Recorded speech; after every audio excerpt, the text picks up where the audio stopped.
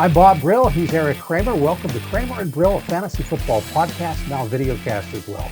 You can hear the podcast on iTunes, Stitcher, Libsyn, Radio.com, wherever you get your podcasts. And now we're on the Megaphone network through the C-Suite network. Now, also, you can see the videocast on YouTube, my YouTube channel, Bob Brill YouTube channel. That's how you can find it, or by finding the links for all of this at kramerandbrill.com. That's the easiest way. You can see all of that at the bottom of your screen.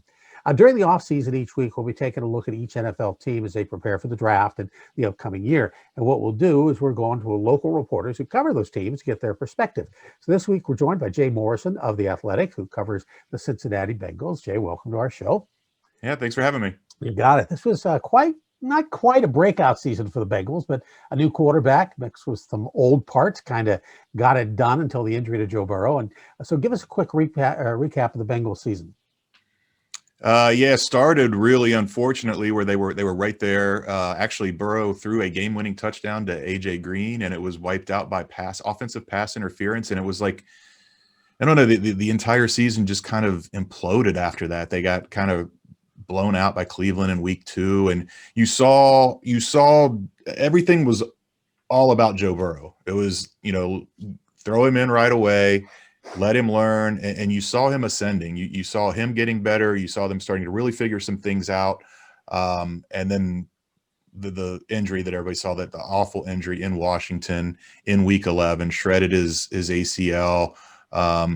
Season really kind of went south after that. They rebounded and played a little better down the stretch, as they did the previous year in Zach Taylor's first year. They get into those meaningless games and find a way to win a couple. But that's what last year was all about, Joe Burrow, and there was so much hope and promise, and it really, I don't think I've ever seen an injury just sap a team the way that did, because it wasn't just what he meant to the team on the field, but just the way he came in. I mean, he was voted a captain as a rookie. He has this presence about him, and he just really kind of took control of that team from the get-go over Zooms. They know offseason, no OTAs, and it just really rattled the team to see him go down. And it was, another really disappointing year. 6-25-1 now in Zach Taylor's 2 years. He's coming back for year 3, and his seat is as hot as it can get. So you mentioned and went on about Joe Burrow, and I thought he was on pace, like hands down, to be the rookie of the year until that injury. And obviously that opened the door for Justin Herbert. But if you look across the rest of the team, in order for the Bengals to become, relevant in the playoff picture, what do you think it is that they need that currently they may not have? Well, how much time do you guys have? There's a lot. Remember, he said this is a 2-minute podcast. Yeah. It starts with the offensive line and protecting Joe Burrow. I mean, that's what ended his season, was the left guard, Michael Jordan, got shoved back and basically thrown into Joe Burrow. And they need to upgrade all across that offensive line. They have Jonah Williams, the first-round pick from a couple years ago, as the left tackle, but really everything else is kind of up for grabs. That's where I think the focus is going to be this offseason. When free agency opens next week, I think we're going to see them go right away and try to get a starting right tackle, a starting right guard, and then put some other pieces in place. They need to upgrade the defense too. They had no pass rush whatsoever last year. They were last in the league in sacks. Their only true effective pass rusher, Carl Lawson, is a free agent. So they want to bring him back, but it's a two-way street. There's no guarantee they're going to be able to re-sign him. So that is a big thing. They need guys that can rush and guys that can cover, because their other big free agent is Will Jackson, their 2016 first-round pick, the cornerback. They also would like to bring him back, but it just doesn't feel like that's going to happen. There's a team out there somewhere that is mainly a man cover team that is going to love his ball skills, and someone's going to throw a lot of money at him that the Bengals aren't going to be willing to match. So upgrading at cornerback, upgrading on the defensive line, both interior, it looks like, Geno Atkins is probably going to be a cap casualty. They need to get younger at the defensive tackle position, find a quality 3 technique that can push the pocket from the inside and get some edge rushers. But first and foremost, you need an offensive line. Everything is in place on offense. They've got great skill guys around Joe Burrow. They've got a great running back tandem in Giovanni Bernard and Joe Mixon. Just find some guys. You don't need 5 all pros. We just keep saying they need the no donkeys approach. You can't one weak link on that offensive line and the whole offensive line is in trouble. And they just really need to shore everything up along that line and protect Joe Burrow and let this offense kind of hum under him. It's not like there's not going to be a lot because of the cap space this year. There's going to be a lot of free agents available to pick up. Have they targeted anybody that you're hearing that they really want to go after? No, they play it really close to the vest, but you can kind of read the tea leaves. I mean, there's one really interesting one is Joe Tooney, the Patriots guard. He makes so much sense in the fact that he's from Southwest Ohio. He grew up in Dayton. He's got 2 Super Bowl rings, which they're not just looking for starters. They're looking for culture builders and guys that do things the right way, that have experience winning. That I guess there's a hope that maybe he would want to come back to Southwest Ohio. For people not familiar, Dayton is about an hour north of Cincinnati. But this franchise has just never valued interior linemen. They drafted Kevin Zeitler in the first round back in 2012. When it came time for free agency, they just let him go. He signed a huge deal with the Browns. I can't see them dumping the bulk of their money on a guard. There's other guards available. I think Taylor Moton, the tackle from the Panthers, would have been their ideal pick to be the right tackle next year, but he's most likely going to either be tagged or re-signed by the Panthers. You've got Darrell Williams from the Bills, who had a really good year last year. It was kind of you almost say 1-year wonder, but it was the first really good year he had. Or maybe they surprise everybody and say, hey, we're serious about fixing this offensive line and we're going to prove it. We're going to go sign Trent Williams. It's just, I don't know which way they're going to go with it, but they need to find a starter at both right guard and right tackle coming out of free agency, and then kind of fill in the rest of the pieces after that. You mentioned earlier, well, once we're talking offense, about the key skill positions that they seem to have no shortage of. But what happened last year? Because I don't know. What happened to A.J. Green? Was it injury that kind of kept him from not being as productive as he's been in the past? Because T. Higgins obviously stepped up and had a great year. Yeah. No, he was healthy. They expected a lot more from him. I think it's just, Father Time's undefeated, and it caught up with him. He just could not get separation. I think Joe Burrow realized that, and Joe Burrow was, building better connections in camp with the younger guys. He and Tyler Boyd really clicked right away. It was a little slower with T. Higgins because T was battling a hamstring injury, and it just AJ never really got going. And I go back to that opening game against the Chargers when he caught the game-winning touchdown pass and it was wiped out by the OPI. You almost wonder the what would have been had AJ caught that and got off to a good start. Would that have been a difference maker? But he comes back in week 2, and I think he was targeted 13 times in that Browns game and only had 2 or 3 catches, and it went downhill from there. He could never get open. And Joe Burrow, that I mentioned the offensive line, it's not like Joe Burrow had time to go through all these progressions. He's going to his first read, and it was rarely AJ, and he had a couple moments, but it feels like the injuries, he wasn't injured, but the injuries caught up with him and age caught up with him. He had missed 23 of the last 24 games coming into last year, and he played all 16 last year, but it was just a really down year.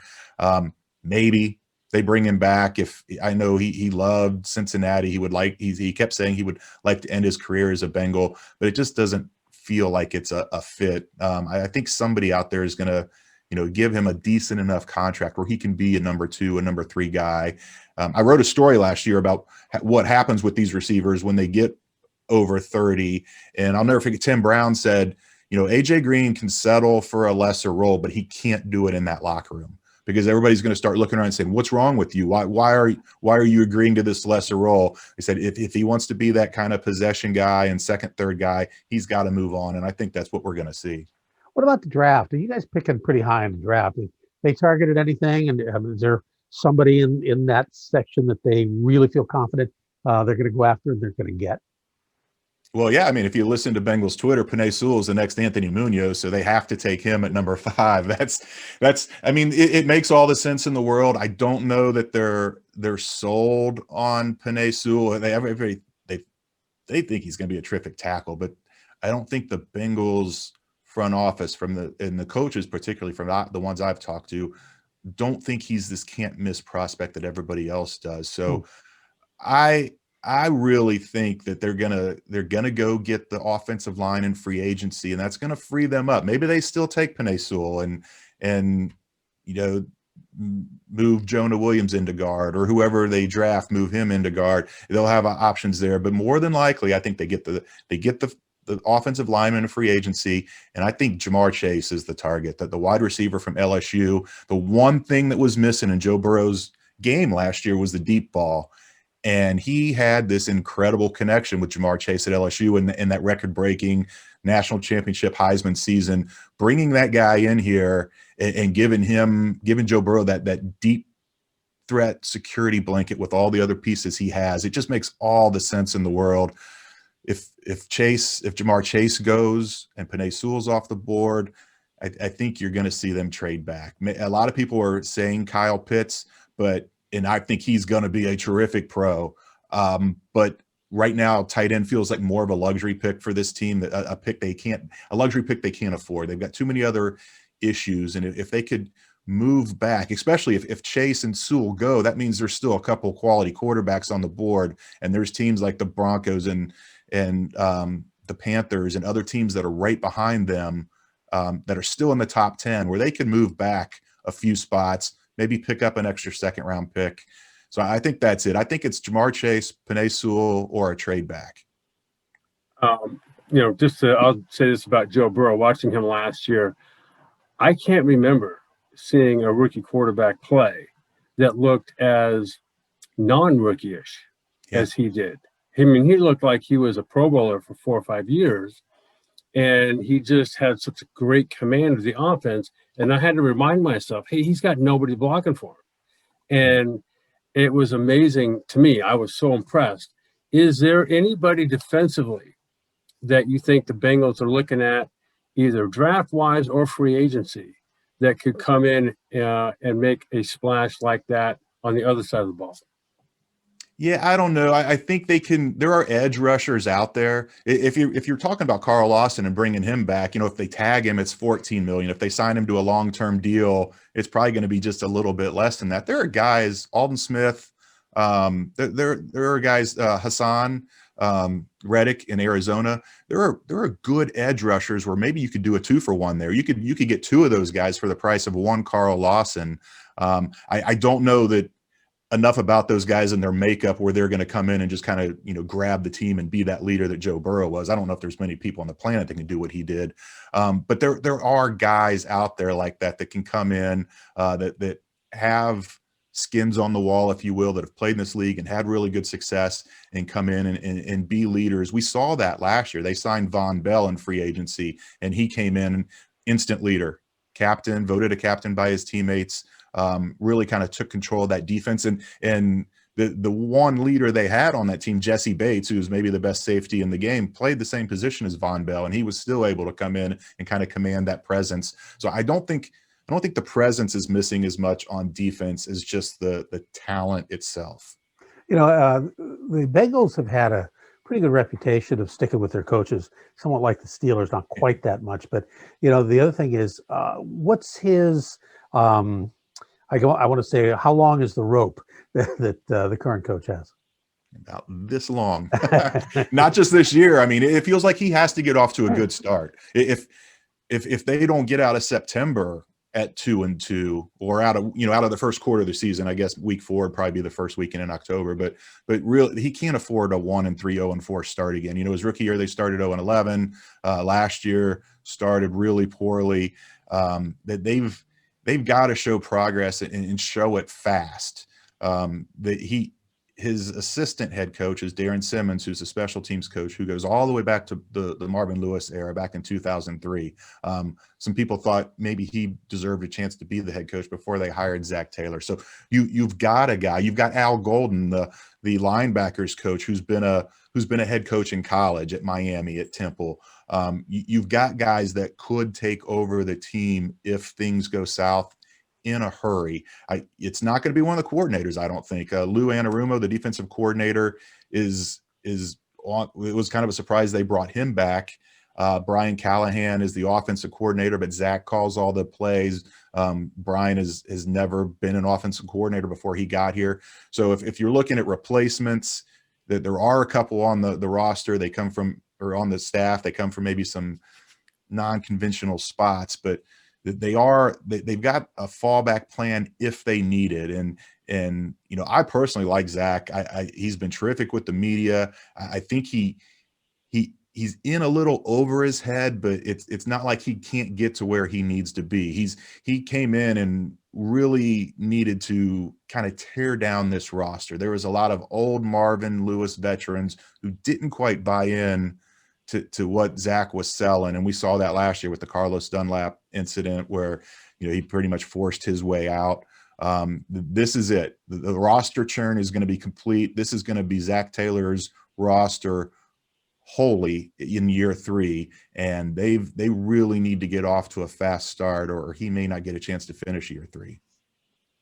Bob, I hope that answered your question as to how short that leash is, because this obviously Jay, among others, I'm sure, have given this a lot of thought as far as how what options they have other than Zach Taylor. But I happened to watch them play a few times last year, and actually I was impressed with how the games that I saw, like the game against Cleveland, the second game, how yes, I mean, it was a tough game for them, but they just, to me, Zach Taylor's an offensive coach. Joe Burrow's the class of last year in terms of rookie quarterbacks, along with Justin Herbert. But I just think that they, to me, seem to be moving in the right direction to get back competent or relevant again. And if you consider the division that they're in, Pittsburgh seems to be on the way down, and Cleveland obviously rebounded last year. Baltimore somewhat, and so to me, Cincinnati is kind of prime, right, to maybe move up in that division. And that's what I don't know. That's what I guess I'm looking at. Does Zach Taylor in the Cincinnati Bengal world of the fans, and are people optimistic about his future, or maybe not so much? I think the fan base is more skeptical. There was skepticism when they hired him because he was so young, a paper thin resume. Yeah, they were excited. It was the whole. Back then, the hot thing was, you know, if you know Sean McVay, you get a job. And Zach was working for Sean McVay, and a lot of people thought that's what got him the job. But it was his interview with the Bengals. And we saw it from this first couple of press conferences. He's got that Sean McVay presence about him where he really connects. And we did see that. I talked about how I'm needing to turn this roster over. But that first year, 0-11, I mean, it was a disaster. And they had 8 games that they lost by 1 score or less. Now, you could say that's a team not knowing how to win, but that's also a team that is completely out of it with a rookie head coach, and they were still fighting at the end of the year. You go back to that Week 16 game where they clinched the number 1 overall pick to take Joe Burrow, and they're down by 25, and they storm back and tie the Dolphins and go to overtime. I mean, you don't see 1-14 teams doing, or 1-13 teams as they were at that time. You don't see teams doing that. The team never quit on Zach Taylor. Maybe some individuals did, but as a whole, the team did not. And you did. That Cleveland game last year, the week after that, they beat Tennessee. That's right when you really saw that this offense starting to click, and Zach and Joe Burrow getting on the same page. And then it was a couple weeks later that the injury happened, but it was a big deal that Joe Burrow came out. I mean, it wasn't just cliche speak. I mean, he truly believes in Zach Taylor and threw his support behind him. And there were questions whether Zach would be back this year. And I think Joe Burrow's support of Zach, and the fact that they want to see them at least have one full season together, was a big part of why he came back for year 3. You know, this being an 8-8 league mainly, you know, first of all, do they have is your feeling they're going to make 8-8? And the other is, how has Burrow recovered from this? Has he come through? Yeah, well, I talked to some coaches down at the Senior Bowl, and they were thrilled with the progress he's making. And then we talked to Duke Tobin, who's the director of player personnel, kind of the de facto GM. We had him on a Zoom today, and he said he's just been really impressed with the way that Joe Burrow he's attacking rehab the way he attacks everything else. And they are fully confident that he's going to be ready in week 1. Now, of course, you can never foresee any kind of setbacks, but the way it's progressing right now, they think he's going to be ready to take the snaps in week 1. So yeah, it's just everything is positive in that regard. But again, you never know. The other thing that their center, Trey Hopkins, tore his ACL in the final game of the season. So they've got some other guys that are kind of fighting back from injury too. But Joe Burrow's the main one. If you've got that guy back for week 1, then you do have a chance to start. I think Zach Taylor, I love it. I know fans love it. The schedule release, I think Zach Taylor is going to be really interested in that schedule release because they have a last place schedule. And if they have some of the weaker teams loaded up front, it's really going to give them a chance to kind of hit the ground running, build some momentum. 8-8, I don't know.